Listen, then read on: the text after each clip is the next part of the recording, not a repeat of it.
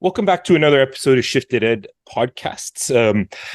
Today, I'm very fortunate. I have a 44-year educator with me today, Ron Canuel, who's going to kind of talk about the past and the future and how it all kind of is combining together. Ron's been at Canadian Education Association, was there starting in 2010, and now I believe you're consulting on your own. In your own name, eh, Ron? That's right. Absolutely. Awesome. Well, thanks so much for hopping on here and sharing some of your ideas with us educators across Quebec and Canada. That's my pleasure, Chris. Thank you very much for the invitation. Yeah. So, Ron, I always love to ask kind of the starting moments of when you might have realized that education was your jam. What if we rewind time a little bit, like when were the starting moments where educational leadership started to spark for you? Were there moments or encounters you had or classes you took where it was just like, I need to get into this? Yeah, well, that's a great question. I mean, in terms of even just getting into education, I'm not too sure exactly, to be honest with you. So, I won't say, I always felt this was my life mission, but I just felt it was an area where when I would teach that I felt very comfortable in, and I just felt good, and always the interaction with the students. For me, that was something that the constant interaction and where I would even deviate from curriculum, and I would just talk to the kids about different topics. So it was always this notion of playing an important part in someone's life, whether it be 1 or 20 or 30 or 100, but just at least feeling that you can contribute to somebody's life. That was always the instigation. And then after that, in terms of leadership, it was always a question after of, because this now we're into the late 70s, early 80s. At that time, the enrollments were going down. People were leaving, the Anglophones were leaving Quebec. So at that point, it was really a question then of looking for different type of challenges. So I decided even to go and pursue an MBA, which I dropped after I completed my graduate diploma in management at McGill, but I didn't continue to pursue the MBA. But I realized at that point that I was still kind of looking to make a difference, but on a higher scale, a higher level. So I consider myself very fortunate that in my career that one can say, how many positions did you have in education? And I can say, I think I had them all, going from teacher to vice principal to coordinator to principal to assistant director of HR to director of HR, then to a director generalship. All of these positions, just kept enabling me to pursue, this notion of doing things on a bigger scale, on a higher scale. So that was the motivation. Right. That's interesting. And like, what was your first big initiative that, and I maybe I know the answer to this, but that you feel had that impact on the greater good of education? Well, you know what? I think I know what you allude to, and I won't get to that one right away, but I'll tell you something else that did start for me in 1991. 92, a school year, and that's when I was appointed principal of Laurel Academy in Ville Saint Laurent. That was an amalgamation of Sir Winston Churchill High School and Saint Laurent High School. And these were two very distinct schools in terms of their mission, their values, and how they believed and how they acted. And we were merged, and they decided that they were going to take the staff from Saint Laurent High and bring them into Sir Winston Churchill building on Côte Vertu in Ville Saint Laurent. And I remember at that time with my vice principals, who had been the vice principal at Sir Winston Churchill, the other had been a vice principal at Saint Laurent High. And we had all of these desks in the halls and from the teachers who had been coming in from Saint Laurent. And the teachers had not yet arrived. And the vice principals and I met, and we said, well, what are we going to do with all this stuff in the hallways? The teachers arrive about 5 days before the kids arrive. So how are we going to organize this? And I said, well, let's organize them first by homerooms, and let's do that. So we organized the teachers numerically in terms of homerooms, and we assigned them to different rooms. And that took maybe, a few hours. And then after that, they said, okay, so what are we going to do with all the stuff in the hallway? And I said, well, I know that they are somewhat of a different faction and they look at things differently. So you know what? Why don't we just keep them busy? And they won't think about the differences, but rather think about what they need to do to work together. And they said to me, well, what do you mean by that? I said, well, let's not do anything. When the teachers arrive, let the desks and everything be in the halls. And sure enough, when the teachers arrived, they saw all the desks and everything was mayhem and all. And they said, how come this hasn't been organized? I said, well, we didn't have time to do it, like that. So you have to do it now. And they spent 3 or 4 days just organizing their classrooms collegially, working with somebody that they would not normally have even talked to like this. And so we did this. So that was kind of my first moment of where I realized, no, we can do things differently, and to get a great result. And we did, as far as I'm concerned, it was a wonderful experience there, and the staff, meshed and it was great. And then going to my period of time at the Eastern Township School Board as a Director General, where it was at a school board meeting, probably around 2000, probably it was 2002. In 2001, at that time, the government was still publishing the graduation results, and the Eastern Township School Board results were very, very poor. I think we were like 64th or 65th out of 69 school boards at that time. And I remember saying to the council members, I said, we can't get any worse. That was in 2001. I said, we can't get any worse. Well, sure enough, in 2022, we did. We went even down lower. And I realized, I said, how much hard work did that take for us to go down? It's like unbelievable. But that wasn't the issue. What the real issue is that whatever we were doing and trying to do wasn't working. It just wasn't working. We had the highest level of special needs students in the province of about 27%. We had multiple challenges, and there were all sorts of responses, but it was all like shotgun. It was all these all over the place approaches, but there was nothing collective. And then that was basically at that, where I said, with Dennis McCullough and I, we were talking one day, and Dennis had been talking to representatives from Apple. And Dennis said to me, came into my office, and he said, you know what? He says, I was talking to one of the, Ken France, and he suggested maybe, we can bring in say 30 laptops, to a classroom in one of the schools. And I said to him, I said, oh yeah, but why do that? Here we go again, the scattershot type of approach. I said, no, why don't we do it for everybody? And he looked at me and said, you're out of your mind. And I said, well, so be it. I may be out of my mind, but I think this is what we need to do, is collectively, and we need to give everyone that opportunity at the same time. And so that was really the driving force. So in other words, crisis, when you're in a state of crisis, that's when you feel you have no choice but to do something different. If you decide to keep doing the same thing over and over again, well, you know what? You're just the architect of your own failure, like that. And so when you're in a situation when you cannot, or you seemingly can't find a solution to what you're doing, stop thinking the way you're thinking and think differently. And so that was from there. Right. I love too that, you had a lot of information, like you get tons of data, right, through schools and the testing. And so it gives you amazing information on direction, at least. Yeah. Well, schools produce tremendous amounts of data. So they're data rich, but they're action poor. So as a result, and that's why I'm saying what I find and I still see nowadays in schools is that they're always trying to solve the same issues using the same approaches. And quite frankly, things have shifted. Even in 2003, we were utterly convinced that the rest of the education network would have, take a look at what we were doing. And they did ask questions, and they asked good questions. So my colleagues at that time running other school boards, they said to us, well, before, we do what you've done with a one-to-one laptop, we want to know in terms of the impact, we want to know the research, we want to know the financing, and ultimately the results in terms of how did it affect. And I said, well, give us 5 years.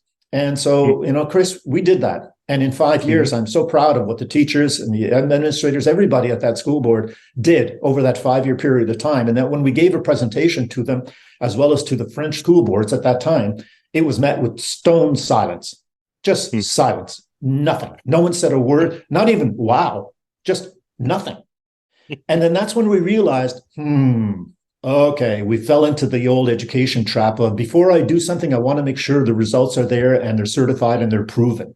Okay, which we discovered is in effect a delay tactic. In other words, if you just keep delaying it long enough, okay, it'll hopefully go away. Okay, and honestly, that's still something I see nowadays when it's still technology, and I still read these reports about people saying, well, technology, hasn't produced the results we've been looking for. The only reason it hasn't is because you've been using it in the wrong way. Right. You know, Right. it's. I gave a presentation just before the pandemic at the CLEA conference in New Brunswick in January 2020. And the theme of my presentation was so you've bought a Ferrari, but you can never leave the Walmart parking lot. And so what I said was, I said, equate it to then technology. Technology is your Ferrari, okay? Right. And you buy it, and the minute you buy it, all of a sudden then people come and tell you, okay, well, it's really good, but you can't leave this parking lot. And you can't drive fast with it. And you've got to make sure you're going to park in the same way. And you got to make sure that this, that, and this, and that, and all the rules. So in effect, what you've done is you just limited the potential of it all. So you say, well, what's the purpose? And then you say, what's the purpose of having the Ferrari? So then you would argue in the same vein to say, well, I guess Ferraris are just useless. Right. Right. The deduction, there it is. Yeah. There it is. Exactly. So I've heard this, and I've heard people say to me as well, technology, has dumbed down education. And I said, no, education has dumbed down technology. So that's the issue. Give the people, the teachers, the opportunities to use this as a real tool, as an asset, and everything like this. And I'm not saying throw away everything else. I've never suggested any of that, but just use it in a way that it can enhance it. But instead, what I do see are school boards who come down with their dumb filters. Okay, their inhibitors everywhere. So at that point, I totally sympathize with the educators and say, well, why bother using it? I can't. Right. Right.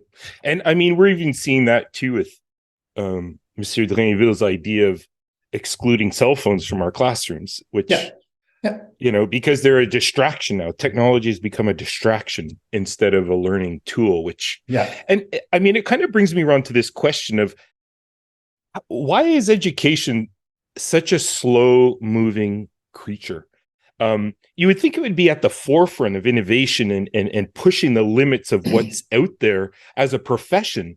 But we don't often see us at the forefront where we should be. What are your thoughts on that? There's a great body of research, and you can take a look into it, Chris. It's called organizational wisdom. And this is a body of research that what they do is they look at organizations to find out, okay, why does this organization succeed and why does this organization not succeed? What are the factors that make it such that they are? And what they discovered was that organizations that are considered intelligent are dynamic, and they do things such as they value innovation, they value risk-taking, they value in terms of people pushing ideas forward so that there's less of a hierarchy and more of a sharing in terms of a sharing of context, as opposed to organizations that are considered dumb, that are organizations that basically don't value change, don't value innovation or risk-taking, and they minimize it. So what you have in education is what is considered a dumb organizational structure. So in itself, the structure is dumb. So it's not the type of thing that, and it's not to say the people within it are dumb. I'm not saying that for a second. What I'm saying is they're working in an organization that doesn't value it. If you want a good example of this, is take a look when the postings go out for leadership positions in education and see how many times you might see the words courage, risk taker, innovator. Rarely will you see that. You will see team builder, good management skills, good communication skills. And as a result, the people who get into these positions are told, this is what we value. We don't value these other things, so don't do it. So as a result, they're not encouraged to do it. And I know a lot of leaders in education and teachers in education who have terrific creative skills and ideas, but they don't bother. They don't, because they know if we do, it's going to be shunned. It's going to be pushed down. So excuse me, after a while, people get kind of tired of that to say, oh, well, what the heck, I'll just kind of survive and cope. So that's what you hear a lot of these, sadly, nowadays, educators, for the most part, are talking about coping. That's what we're just trying to cope with all the changes, the dynamics. But in effect, the changes, and this is something I'll move into another just a quick topic here, but, what did the pandemic show and illustrate about education? Well, what it showed was that before the pandemic, education had three priorities. And in terms of the top priority was learning. The second priority was socialization. The third priority was well-being. But then the pandemic hit, like this and whatever, for all sorts of reasons. But what it did was it inverted everything. everything flipped. So now what do we see? That the priorities in education and in schools, it's well-being, socialization, learning. Those are the three, and the priorities have inverted themselves. That explains why you're seeing such tumultuous activities going on around schools now between parents and educators and everything. Right. And it's all about well-being and socialization, not about learning. There's no discussion going on about learning per se. It's all about these elements here.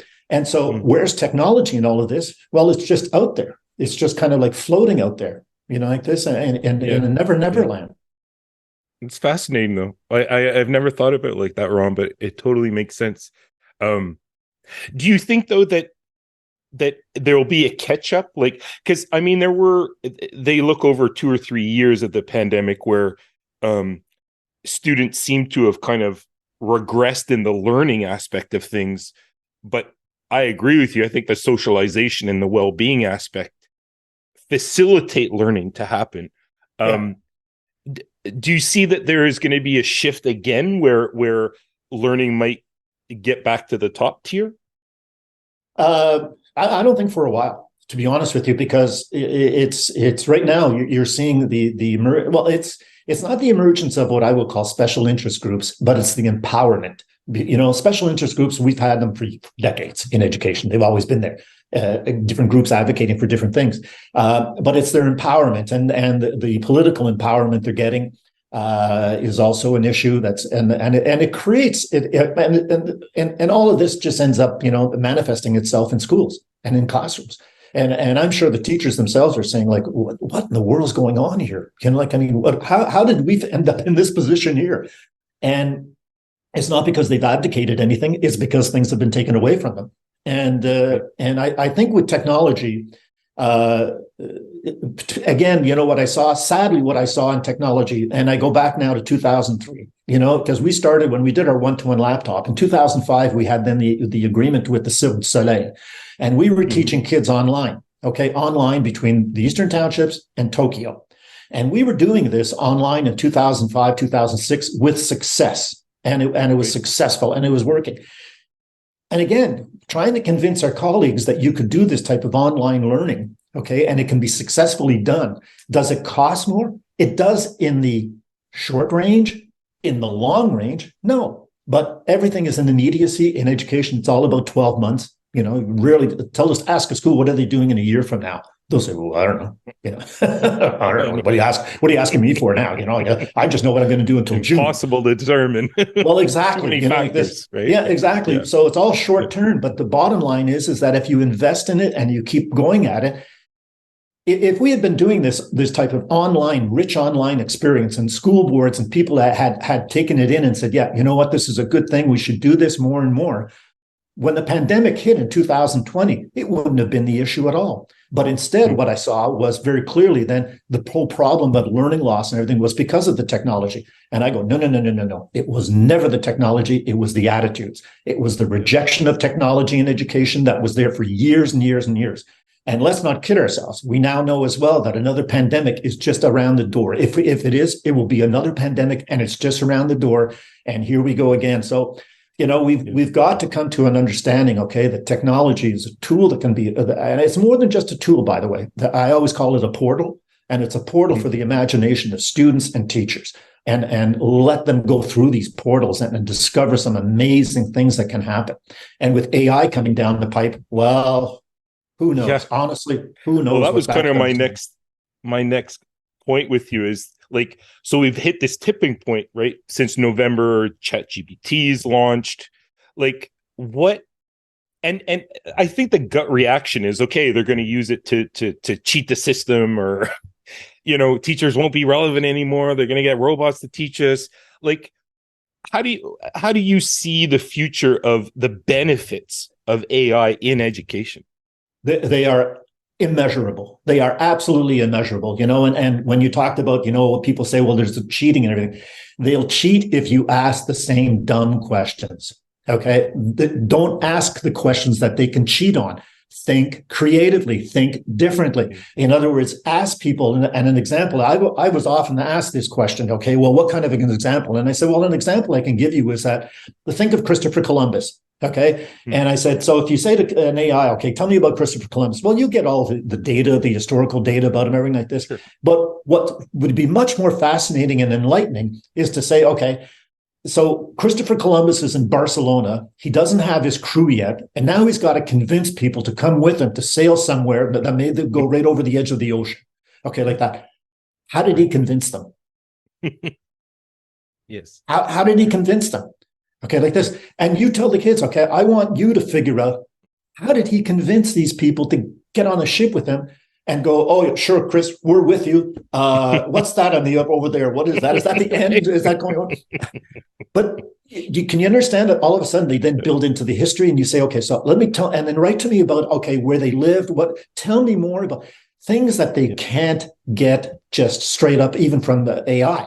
AI wouldn't know that.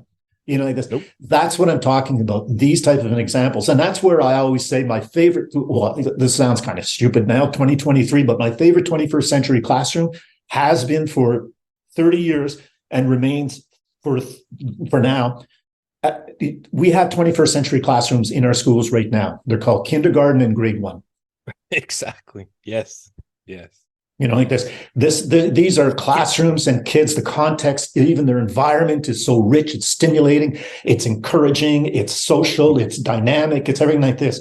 It's just that we then end up extracting all of these fun things out of schooling until they get into high school, and then we know what happens there, like that. And so, but there are the classrooms, so, and I've had teachers tell me that, and they say, well, and I've had some grade 11 physics teachers say to me, well, what's a 21st century classroom? I said, well, go and visit that kindergarten and see what they're doing and how they do it. Exactly. And they would look at me and go, well, what's that got to do with I'm teaching? I said, everything. Yeah. It's got everything. They just play all day. They just play all day. I mean, what's that? How are they going to learn if they just play? And if they're happy, what's that? Yeah. Yeah. I had a funny story. One of my colleagues, her son just went into grade 1, and he came home after the first day and he's like, Mom, why don't we play anymore? Like, it's just like a switch. And it's the rows. It tends to be anyway. And it's just like, and you get on the train, or sorry, but this is at the Canadian Education Association, when I was the CEO there, I mean, we had done, the research, an extensive research. Okay, what did you do in school today? And in there, the whole notion of student engagement, where we actually documented the levels of disengagement that happened and the profound disengagement of students wanting to learn, starting around from grades 5 and 6. And then when they move into high school, then it just plummets. And I remember meeting with Sir Ken Robinson, and he used that research quite a few times and cited it on a number of occasions to say, here's evidence of that. And, there's opportunities for us to change these things. But again, like if there's something seriously wrong in an organ. Well, here I can add. Let me ask you this question, okay? Think of an organization, okay, or an institution that has not changed in 50 years, other than education. No, you got me on that. I mean, I think about professions. Yeah. They stay up to. I mean, imagine a dentist. I mean, is still using practices from 1940. I mean, it's just like you would never go there. No, exactly. No. And so that's just it. But parents, you see, to me, sometimes, I mean, as valuable as they can be, they can also be great inhibitors. Peter Senge actually stated that parents sometimes are the biggest inhibitor of change in education. And the reason being is simple. It's because parents want the education of their children to resemble what they went through, like that, which means that it's, if they went and had a good experience, good for the kids. If they had a bad experience, and I've had parents say this to me, as a matter of fact, in Manitoba at a conference with parents, one parent stood up there and said to me, I went through high school and it was hell, so my kid's going to go through it too. Well, what's that saying? Wow. Like that. So as a result, you have this context, but parents have a say in terms of like giving what I would consider hearing what they have to say is important. It's always important, yes. I think. On the other hand, it doesn't mean that they're the ones who decide how to do it, like that. And that's where I kind of draw the line to separate, like this, because I still have parents always still saying to me, I wouldn't want to be a teacher. Oh, okay. Yeah. But you're willing to tell them what to do. Yeah, exactly. Do how they did it when I was young. Yeah. But yeah, I mean, even our pre-service teachers as well tend to get a similar style presented to them. And then, I mean, what else do they know? They know what they know. Yeah. So they go into, and I do think some of the big changes, like when Quebec here turned to competency based, again, Yeah. it was parents not understanding what that meant, and they Yeah. had to roll that back, which was so unfortunate because Absolutely, absolutely. That was a great example of lousy communications. And I remember even yeah. speaking with the deputy minister at one time and saying, this innovative reform is done by improvisation. And I said, Mm, that's what I'm getting from you guys. Everything seems to be improvised. I mean, I remember, I forget what year it was, 2004, 2005, no, 2004, I think. It's, in mid-September, people were kind of going like tapping their fingers on the desk and going, there's something missing here. What are we forgetting to do here? What are you like that? And then at the end of September, someone realized that, oh, wait a second, we forgot to put out the grids for the report cards. That actually happened. And I remember the mm. principals, even asking me and saying, any news about the report cards, what they're going to look like? And we're going like, no. Yeah. So, so, Well. so all of these things hampered, exactly as you said, the credibility. And so I don't blame parents. In Sherbrooke, the Chamber of Commerce invited me once to speak there to explain to the parents the reform. There was a good 1,000 people in there. I asked them, put Mm. their hands up. How many of you people believe in the reform and competency-based, okay, the whole notion of student self-appraisal and everything like this? And it was maybe about a third of them had their hands up and said, yeah, okay, and the rest was like, dead fast, no. I said, okay, give me an hour and I'll explain it to you. And tell me what you think after that. Well, after an hour, I explained to them all the things and I threw away all of the misinterpretations and well, I would say like bad ideas about it all. And then I asked, I said, let's do another vote. And it was about 3/4 that said, yeah, okay, now we get it. Now we understand. So it's not throwing this out and it's not throwing that. I said, no, it's not. It's none of that. And that's why. So communication in education is so important. And when you're looking at change in education, you're looking at technology in education, for the most part, it's been poorly communicated. Well, thanks to people like you, the communication, the messages get out there. I want to thank you for this, Ron. It's been a real treat. And I mean, your mindset has been shared. I mean, it's a part of me as well, just through working with you and getting chances to talk with you and work with you, really. Just to preface, Ron and I worked at ETSB during the one-on-one, so people have a context of what we're talking about. But it was a great initiative. I always believed in it, and I still believe in that engagement is key. And if all of school could be like kindergarten, wow. Yeah. That would be something else. Well, yeah, exactly. Yeah. Well, you take care, Ron. Thanks so much for hopping on with me, and I wish you all the best, and we'll talk soon. Thanks a lot, Chris. Take care.